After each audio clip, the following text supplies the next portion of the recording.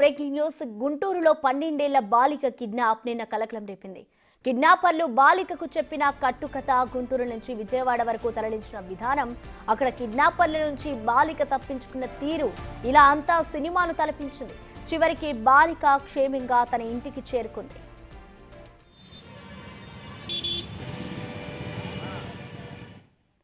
గుంటూరులోని వెంగళరావు నగర్లో 12 ఏళ్ల బాలికను ఇద్దరు దుండగులు కిడ్నాప్ చేశారు. ఉదయం 11 గంటలకు ఇంట్లో ఆ అమ్మాయి మాత్రమే ఉంది. ఆ సమయంలో కారులో వచ్చిన దుండగులు బాలిక తల్లికి యాక్సిడెంట్ జరిగిందని, గాయాలతో కొట్టుమిట్టాడుతుందని, వెంటనే తనను చూడాలనుకుంటుందని ఆమెకు చెప్పారు. దుండగుల మాటలు నమ్మిన చిన్నారి వారితో వెళ్ళింది. కారులో ఆమెకు మత్తుమందు కలిపిన డ్రింక్ ఇచ్చారు. గుంటూరు నుంచి విజయవాడ వెళ్లారు.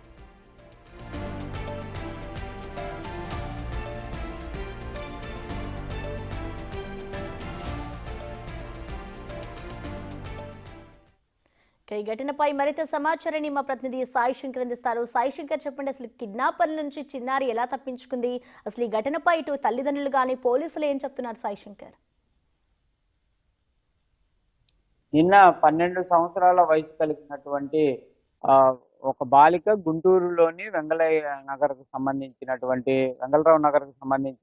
బాలిక తాను కిడ్నాప్కు గురయ్యానంటూ కూడా విజయవాడ ఆర్టీసీ బస్టాండ్ లో పోలీసులకు అప్రోచ్ అయినటువంటి పరిస్థితి ఉంది. అయితే వాళ్ళు ఆమెని వెంటనే కృష్ణలంక పోలీస్ స్టేషన్ కు తరలించారు. అక్కడ అమ్మాయిని సేఫ్ గా ఉంచి అసలు కిడ్నాప్ కి సంబంధించినటువంటి అంశం ఏ విధంగా జరిగింది, దానికి సంబంధించి ఎవరు ఆ కారులో అమ్మాయిని తీసుకొని రావడం జరిగింది అనే దానికి సంబంధించి సీసీటీవీ పరిశీలించారు. అయితే ఎక్కడా కూడా కిడ్నాప్ చేసినటువంటి గ్యాంగ్ కానీ కారు ఆనవాళ్ళు కానీ ఎక్కడా కనిపించకపోవడంతో పోలీసులకు కొంత అనుమానం వచ్చింది. అయితే ఆ బాలిక చెప్పినటువంటి వివరాల ప్రకారం తల్లిదండ్రులకు సమాచారం ఇచ్చి తల్లిదండ్రుల్ని విజయవాడకు పిలిపించిన తర్వాత తల్లిదండ్రులు అదేవిధంగా పోలీసుల సమక్షంలో ఆ బాలికని వివరాలు అడిగారు. అయితే అప్పుడు క్లియర్ గా అమ్మాయి చెప్పినటువంటి విధానం చూసి వాళ్ళందరూ కూడా ఆశ్చర్యపోయారనే విధంగా చెప్పొచ్చు. హాస్టల్లో వేస్తారు, స్కూల్కి వెళ్ళట్లేదు, హాస్టల్లో చేర్పిస్తామని తల్లిదండ్రులు భయపెట్టినటువంటి నేపథ్యంలో బాలిక ఇదంతా కూడా పక్కా ప్రణాళికగా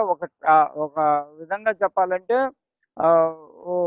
తాను ఏ విధమైనటువంటి ప్లాన్ ని అమలు చేయాలనేది ముందుగా ప్రణాళిక చేసుకొని రచించిందనే విధంగా కూడా పోలీసులు చెప్తున్నారు. మొత్తంగా మాత్రం అసలు కిడ్నాపే లేదు.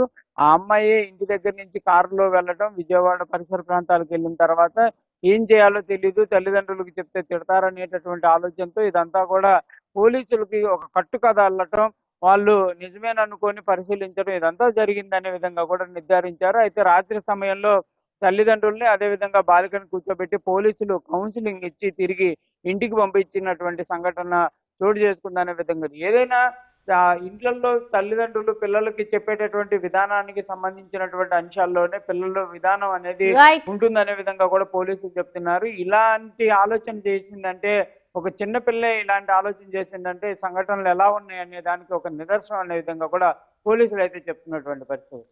Thank you Sai Shankar.